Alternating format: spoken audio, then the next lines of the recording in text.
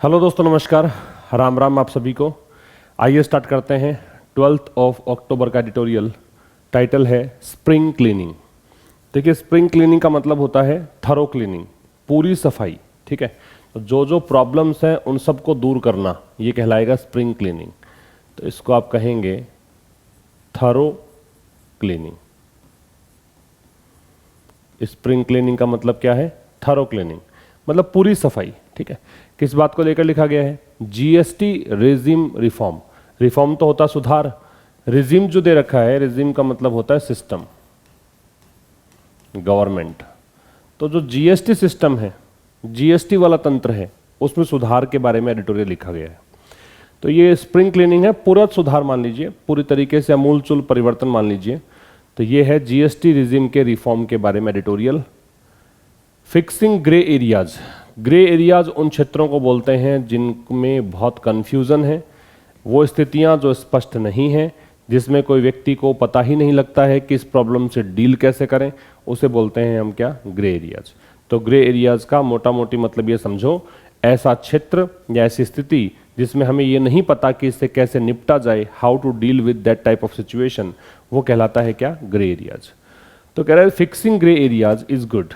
Fixing की verbiage है और फिक्सिंग यहाँ पे जेरेंड है। जब आईएनजी फॉर्म लेकर कोई सब्जेक्ट बनता है शब्द, तो वो जेरेंड है, वर्बल नाउन है। ठीक है, इसी को हम आम बोलचाल की भाषा में क्या कहते हैं? Verbal noun. तो कह रहा है कि fixing grey areas is good, कि ठीक है, आप ग्रे एरियाज को फिक्स करना चाहते हैं, उनको ठीक करना चाहते हैं, तो अच्छी बात है। तो ग्रे एरियाज को फिक्स करना अच्छी बात है, but the GST regime needs a broader reform road map. लेकिन जीएसटी रिजीम जो है, जो जीएसटी वाला सिस्टम है, उसको आवश्यकता है। ये बट तो हो गया कंजंक्शन यहाँ पे, जीएसटी रिजीम हो गया सब्जेक्ट, इसकी वर्ब हो गई नीड्स। इसको आवश्यकता है अब ब्रॉडर, बड़े स्तर पर रिफॉर्म रोड मैप की। रिफॉर्म मतलब सुधार, और रोड मैप का मतलब स्ट्रेटजी। ठीक है, रोड मैप जब बनाते हो इसका मतलब क्या करते हो? प्लानिंग करते हो, पूरी स्ट्रेटजी बनाते हो।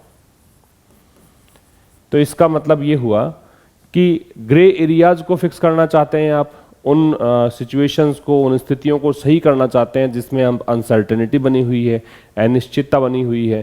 ठीक है, वो तो ठीक बात है, लेकिन जीएसटी सिस्टम जो है उसको आवश्यकता है थोड़े बड़े स्तर पर सुधार की रणनीति की। ठीक है, ब्रॉडर मतलब थोड़ा सा बड़े स्तर पर, और रिफॉर्म रोड मैप की आवश्यकता है इसके लिए। अब हम पढ़ेंगे इसको विस्तार से। इससे पहले बता दूं कि आपको सीपीओ एग्जाम का जो आंसर की आई थी और उसके जो पेपर्स थे, वो सारे अलग अलग करके आपको प्रोवाइड करवा दिए गए हैं टेलीग्राम चैनल आशीष क्लासेस पर। वहाँ पर one word, idioms and phrases, synonyms, antonyms, ये सब कुछ वहाँ पे आपको मिल जाएगा। अब इसका जो स्क्रीन पीडीएफ है और इसके साथ में वर्ड लिस्ट है, वो भी आपको वहीं पर मिलेगी। और साथ में मैंने कल शायद परसों अपलोड किया था चैनल जो है आशीष क्लासेस क्विज का नाम, क्विज के नाम से, उसका लिंक भी आपको इसी चैनल पर मिलेगा। तो वहाँ से आप उस चैनल पर भी जुड़ सकते हैं, जहाँ बहुत सारे क्वेश्चंस प्रैक्टिस करने के लिए होते हैं। ठीक है, सेशन को पूरा देखना है, हर बात को नोट करते चलना है, और पिछले सेशन में जितना भी आपने पढ़ा है उन सब चीज़ों को रिवाइज करके आपको नया सेशन देखना चाहिए। हर सब्जेक्ट में, हर जगह पे जब भी आप कोई नई चीज़ सीखते हो, तो पिछली चीज़ें तो बताइए, वो भूलना नहीं है। वो नहीं भूलेंगे तभी जाके ये चीज़ें आप कनेक्ट कर पाओगे। ठीक है ना। और एक शेयर मैक्सिमम आप करें, अपने दोस्तों तक पहुंचाएं इस सेशन को, जो चाहते हैं कि न्यूज़पेपर रीडिंग उनको आ जाए और न्यूज़पेपर रीडिंग के माध्यम से वो इंग्लिश सीख जाएं, तो उन तक आप ये सेशन पहुंचाएं और एक लाइक ज़रूर करके जाएं। आइए स्टार्ट करते हैं। The goods and services tax council. अब ये जो जीएसटी काउंसिल है, काउंसिल का मतलब होता है एक परिषद कह दीजिए। ठीक है, एक प्रकार से ग्रुप कह दीजिए। एक होता है काउंसिल, COUNSEL। इस काउंसिल का मतलब होता है एडवाइस देना, सलाह देना, सजेस्ट करना। और ये काउंसिल है, ये परिषद होती है। ठीक है, तो goods and services tax council जो है लास्ट सैटरडे लिफ्टेड, इन्होंने पिछले शनिवार को लिफ्ट कर दिया हेज। हेज का मतलब है अनसर्टेनिटी। हेज का मतलब क्या है? अनसर्टेनिटी। मतलब एक प्रकार से अस्पष्टता का जो माहौल है, कंफ्यूजन जो है, हेज को आप कंफ्यूजन भी कह सकते हो। हेज वैसे धुंध होती है, अब धुंध है मतलब कंफ्यूजन है, जो क्लैरिटी नहीं है, क्लैरिटी का जो अभाव है, उसको लिफ्ट कर दिया। लिफ्ट मतलब उठा दिया। On about a dozen tax treatment ambiguities. और ये किस पर हेज है, किसको लेकर कंफ्यूजन है? लगभग 1 दर्जन टैक्स ट्रीटमेंट एम्बिग्यूटीज। एम्बिग्यूटीज का मतलब भी यही होता है, अनसर्टेनिटी होता है, अनिश्चितता होती है, कंफ्यूजन होता है, ठीक है। तो जो लगभग 1 दर्जन ऐसे मामले हैं जहां पर आपको अभी भी अस्पष्टता है कि कितना टैक्स लगाया जाए, कैसे इसको टैक्स के दायरे में लाया जाए, कितने टैक्स के दायरे में, किस स्लैब में लाया जाए, तो ये जो चीजें हैं ना, उसको इन्होंने हटा दिया लास्ट सैटरडे को। सम ऑफ विच हैव लिंगर्ड, अब सम दे रखा है इन मतलब डजन जो एम्बिग्यूटीज हैं, जो 1 दर्जन के करीब जो मामले हैं या ऐसे चीजें हैं जिसको किस तरह के टैक्स स्लैब में लाया जाए, तो इनमें से कुछ जो है हैव लिंगर्ड। लिंगर का मतलब है परसिस्ट करना, इसी को आप बोलते हैं क्या? लिंगर को ही आप बोलते हैं रिमेन, बने रहना। तो इसमें से कुछ ऐसे मामले भी हैं जो बने हुए हैं। सम की वर्ब है वो हैव लिंगर्ड है since the indirect tax regimes launch. कब से? जब से ये अप्रत्यक्ष कर वाला सिस्टम है लॉन्च हुआ था, और लॉन्च हुआ कब था? जुलाई 2017 की बात है। सच एज का प्रयोग हम करते हैं एग्जाम्पल देने के लिए, जैसे कि टैक्स कॉरपोरेट पर टैक्स और personal guarantees for bank loans. अब ये मुद्दा है, इसको ज़्यादा पढ़ने की जरूरत नहीं है। तो इस पर जो टैक्स लगता है, सच एज का प्रयोग हम एग्जाम्पल देने के लिए करते हैं, तो इस पर जो टैक्स लगता है ना, ये इसमें शामिल है, ठीक है। अब रिपीट कर रहा हूँ एक बार फिर, देखिए जीएसटी जो है, जीएसटी काउंसिल पिछले शनिवार को, अब जीएसटी काउंसिल की वर्ब जो यहाँ पे है, ये आपका जीएसटी काउंसिल सब्जेक्ट हो गया, इसकी वर्ब है वो लिफ्टेड है। और याद रखें कि 2 चीज़ें, एक होता है लीव, छोड़ना, तो इसकी सेकंड फॉर्म लेफ्ट और थर्ड फॉर्म लेफ्ट, और एक होता है लिफ्ट, इसकी सेकंड फॉर्म लिफ्टेड और फिर थर्ड फॉर्म भी लिफ्टेड, ठीक है। लीव लेफ्ट, लेफ्ट होता है, लिफ्ट लिफ्टेड, लिफ्टेड होता है। लिफ्ट का मतलब उठाना होता है, लीव का मतलब छोड़ना होता है। तो क्या कहना चाह रहे हैं? जीएसटी काउंसिल ने पिछले शनिवार को जो लगभग 1 दर्जन के करीब टैक्स को लेकर जो अनिश्चितताएं थी, उससे पर्दा हटा दिया है, उससे कंफ्यूजन को हटा दिया है। इनमें से कुछ एम्बिग्यूटीज जो है बनी हुई है कब से? जब से ये अप्रत्यक्ष कर लॉन्च हुआ है जुलाई 2017 में। जैसे कि एग्जाम्पल दिया है, ये वाला जो मुद्दा है ये इसमें शामिल है। सच एज का प्रयोग हम किस लिए करते हैं? एग्जाम्पल देने के लिए करते हैं। इसका स्क्रीनशॉट आप ले सकते हैं। आगे कह रहा है इट स्लैश्ड।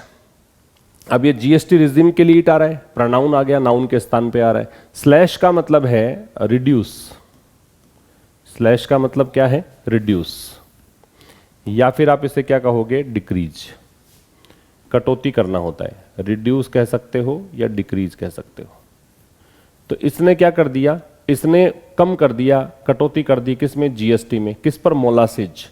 मोलासिज जो होता है ना, वो जैसे खांड, गुड़, इसको बोलते हैं मोलासिज।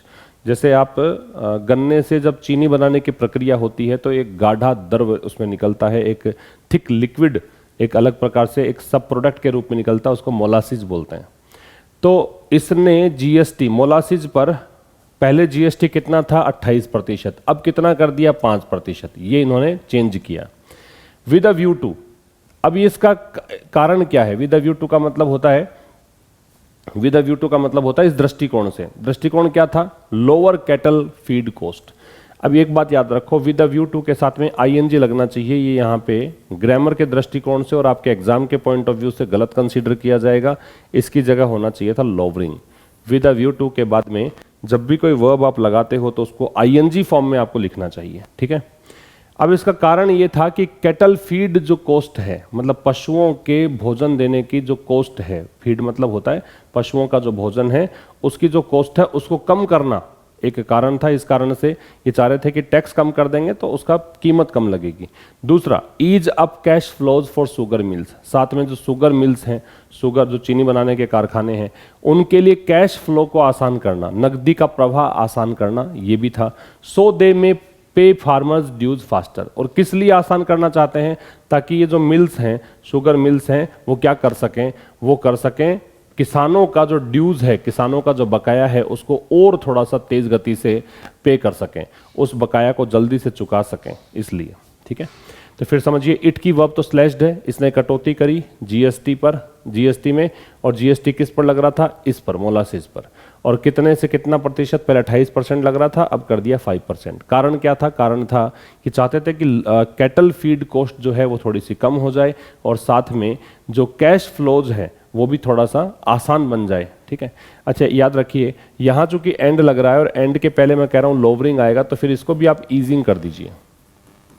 ठीक है, और दूसरा कारण क्या था कि शुगर मिल्स के लिए जो नकदी का प्रवाह है वो आसान हो सके, ताकि वो किसानों का जो बकाया है उसको थोड़ा तेज गति से पे कर सकें। ठीक है, अच्छा फार्मर्स प्लूरल है, और प्लूरल जब नाउन हो और एस और ईएस लास्ट में दे रखा हो तो फिर अपोस्ट्रोफे लगाने का तरीका है उस एस के बाद लगाया करो।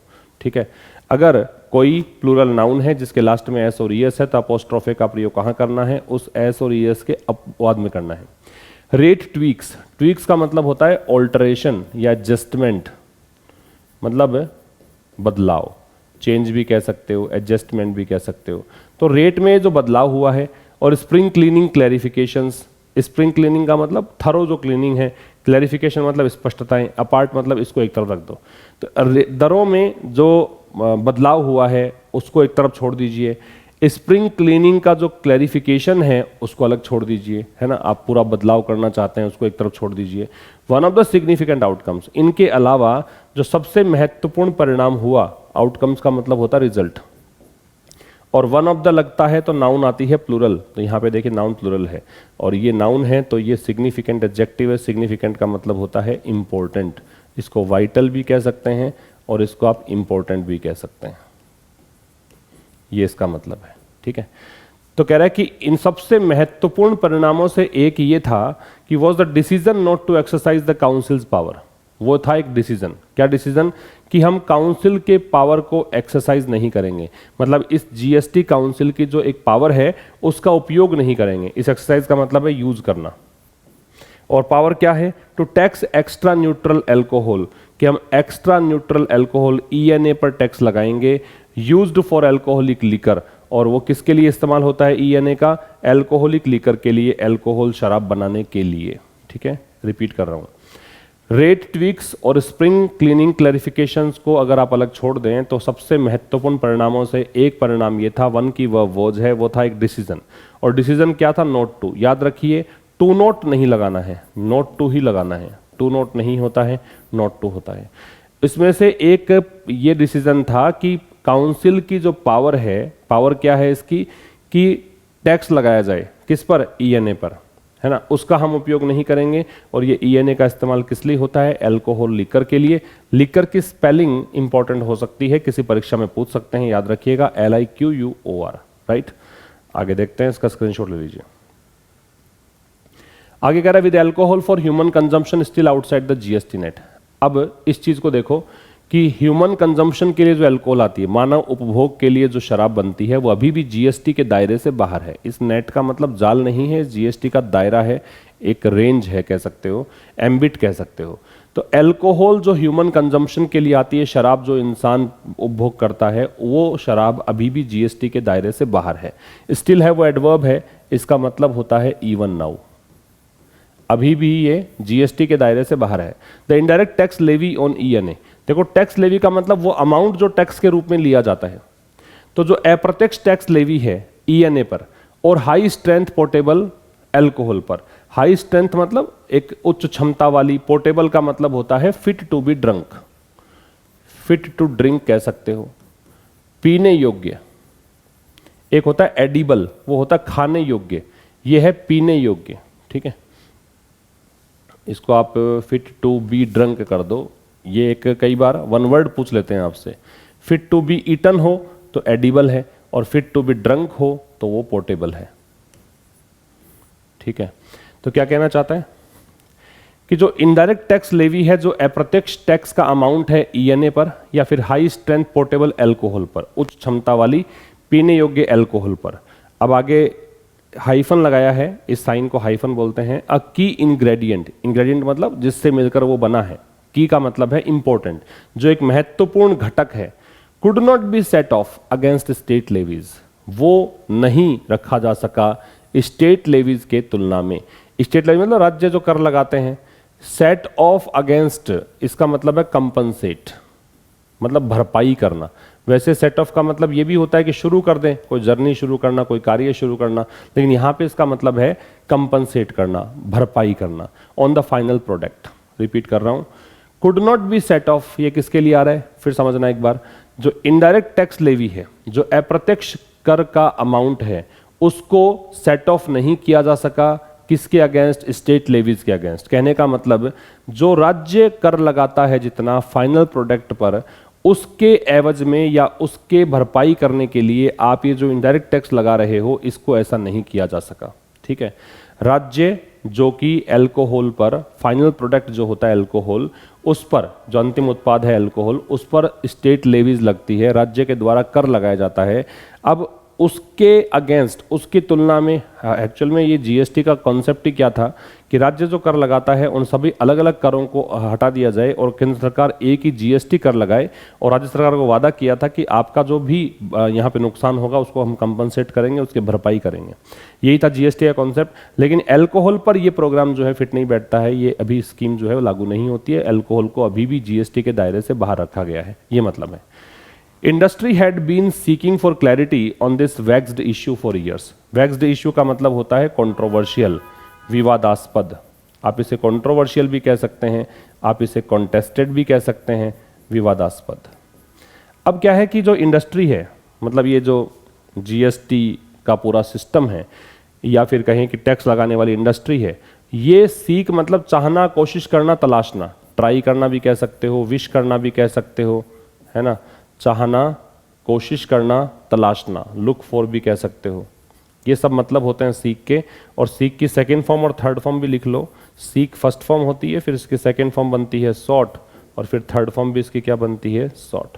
तो इंडस्ट्री जो है वो तलाश रही थी क्लैरिटी, स्पष्टता आ जाए इस वैक्स्ड इश्यू पर, इस कंट्रोवर्शियल विवादास्पद इश्यू पर, कि बाकी तो तुमने सब पे कर लगा दिया लेकिन अल्कोहल का भी तुम जीएसटी के दायरे में नहीं ला पाए हो। इसकी मतलब ये इंडस्ट्री जो है काफ़ी वर्षों से तलाश रही थी इस मतलब कहें कि क्लैरिटी को प्राप्त करने के लिए, स्पष्टता लाने के लिए। With courts taking varying positions, और इस मामले में कोर्ट की भी स्थितियां अलग अलग हैं। विद लग गया, इस कारण से यहाँ पे आईएनजी लग रहा है। वेरिंग का मतलब है डिफरेंट, और पोजीशंस का मतलब स्थितियां। अब इसमें कोर्ट भी अलग अलग मत रखता है, ठीक है, ये कह रहा है, इसका स्क्रीनशॉट लीजिए। और फिर कह रहा है इट इज हार्टनिंग। हार्टनिंग का मतलब होता है एनकरेजिंग। अगर ये डिसहार्टनिंग होता तो फिर इसका मतलब होता डिस्करेजिंग। ये प्रोत्साहन देने वाली बात है, ये उत्साहवर्धक है। दैट द काउंसिल की जो ये जीएसटी काउंसिल है, दैट मेट ट्वाइस इन 2022, जो कि दैट यार काउंसलिंग के लिए, और इसकी वह फिर मैट है, मीट की सेकंड फॉर्म है, मीट फर्स्ट फॉर्म होती है, मैट सेकंड फॉर्म, और मैट ही थर्ड फॉर्म है, जो केवल 2 बार मिली थी 2022 में। अब ये उत्साहवर्धक है कि जो काउंसिल है जीएसटी, उसकी मीटिंग 2022 में तो हुई थी केवल 2 बार। हैज मेट, अब ये काउंसिल की वह बारी है हैज मेट। अब की बार ये थर्ड फॉर्म है क्योंकि हैज के साथ है, जबकि इस बार ये 4 बार मिल चुकी है इस साल। And thrice in just 4 months, और 4 महीनों में 3 मीटिंग इसकी हो चुकी है। Even if a few agenda items pertain to, चाहे, इवन इफ का मतलब चाहे, ये कॉन्ट्राडिक्टरी स्टेटमेंट के लिए आता है।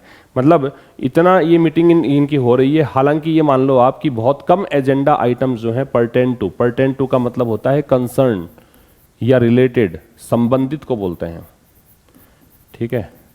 फिक्सिंग एनोमलीज, एनोमलीज का मतलब होता है इर्रेगुलरिटी, अनियमितता। मतलब ये चाहे इन मीटिंग्स में हाल ही के डिसीजन से संबंधित जो अनियमितताएं थी उनको ठीक करने के बारे में बात नहीं हुई हो, बहुत कम ऐसे मुद्दों को डिस्कस किया गया हो जिसमें हाल ही के डिसीजन संबंधित जो भी अनियमितताएं थी उसको ठीक करने की बात हुई हो, लेकिन ये उत्साहवर्धक है कि इनकी मीटिंग बार बार में हो रही है।